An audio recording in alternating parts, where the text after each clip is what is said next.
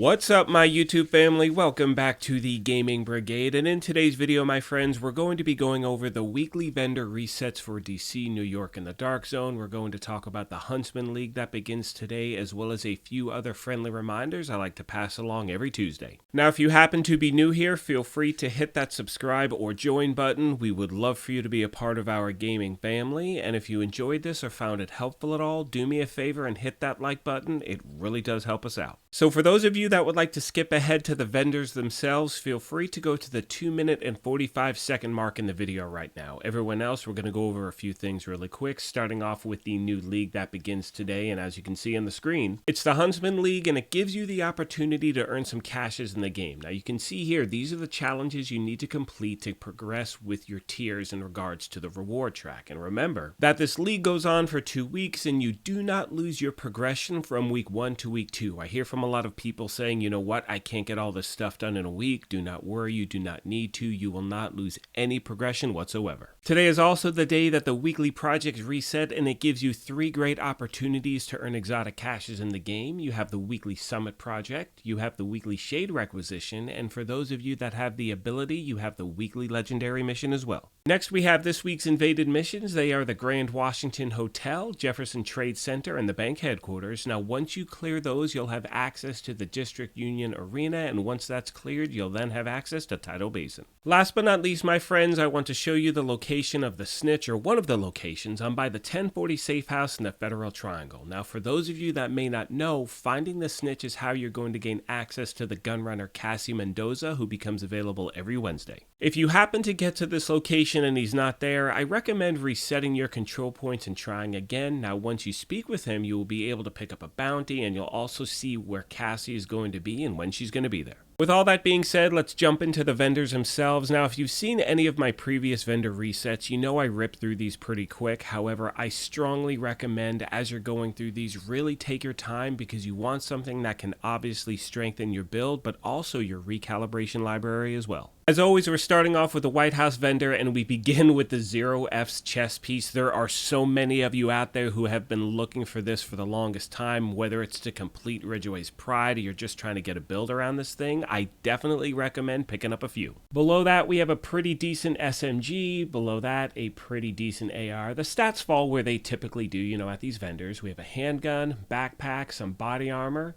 a few mods and skill attachments, so there, and yeah, that's it for this. Let's make our way to the clan vendor. And we begin here with the Pyromaniac assault rifle. If you do not have this, definitely get it. Now, we've talked in the past about items that elude certain people. I finally got mine, like my first one last week, so I recommend picking that up. It's an amazing weapon. And on a total side note, how many of you out there have been farming for something, you finally get it, and then it happens to be on sale the following week? I mean, this happens to me all the time. Anyway, below that, we had a tip of the spear bag, tip of the spear mask, striker mask, pretty decent SMG, pretty decent handgun, really nice shotgun here. Next, we have a Carbine 7 assault rifle, one of my favorite ARs in the game. If you don't have one, I say scoop that up as well. Then we had a Walker and Harris mask, 511 bag, pretty decent bag below that as well. A few other mods and skill attachments. Now let's make our way to the campus. And as we roll up, we begin with the Commando Marksman rifle. Haven't put a build around this before. Maybe I'll try this week, who knows. Below that, we have another Marksman rifle as well. Then we have an LMG, pretty okay there. A mask, so. Same thing with the holster.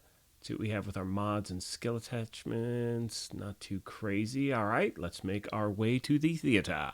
We start here with the named shotgun, the Coulibre, with perfect jazz hands as the talent. Haven't put together a build around this. Let me know in the description down below if you have. Would love to see what you guys think of the weapon. We have another shotgun, then we have a rifle, some gloves, some knee pads. Let's see what's below that. Oh, here we go. Here's a good one. Without a doubt, I know there are so many of you out there who've been trying to get protection from elite mods. They will not drop for you. They are on sale now. They are 11%. The max is 13. However, if you've been trying to get them and you have not been able to get them to to drop anywhere, you can finally pick them up here. I definitely recommend doing so. Now moving on to the Dark Zone vendors, starting with Dark Zone West, we have the name Shotgun, Coulibre again. However, you can just buy that from the theater and you don't have to go through the agony of trying to get those Dark Zone resources. Next, we have another Shotgun. And you know, you guys have heard me say this before. In my opinion, anything you can farm for in the open world, I recommend doing that because A, no one can steal your stuff, and B, the rolls seem to be better when you're actually in the open world instead of the Dark Zone. The main reason I recommend hitting these spots up on a weekly basis is because you're looking for that Dark Zone exclusive. Case in point right here, the apartment SMG. This thing is an absolute monster. Now for this, I would definitely take the time and try to farm those resources to try to get the weapon. Now a lot of you have reached out to the channel, and as I'm talking you can see all the other stuff they have for sale, but a lot of you have reached out to the channel asking me to put together a video showing you how to get DZ resources by just opening up caches throughout the Dark Zone. Now I'm in the process of putting that together, and hopefully I will have that for you within the next few days, because the benefit about getting, you know, those resources that way is the fact that once you open up a cache and get the resource, it is in your inventory right away and it cannot be taken.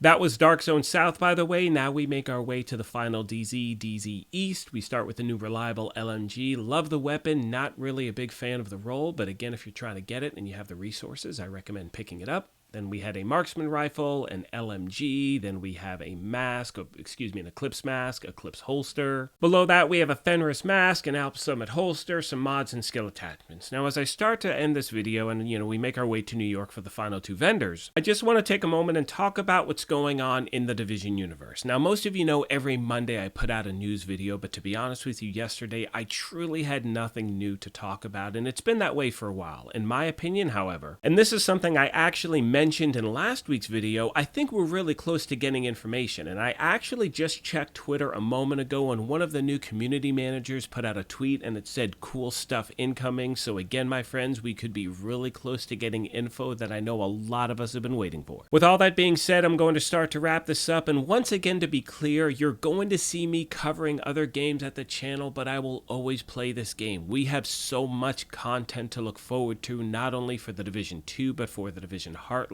So again, my friends, in my opinion, the future looks really good. On that note, I'm going to let the rest of the vendor stuff play out. Like I mentioned at the beginning of this thing, if you happen to be new here, feel free to hit that subscribe or join button. If you enjoyed this, you could hit that like button as well. But most importantly, take care of yourselves, be kind to each other, and we will talk to you soon. Thanks again, everyone.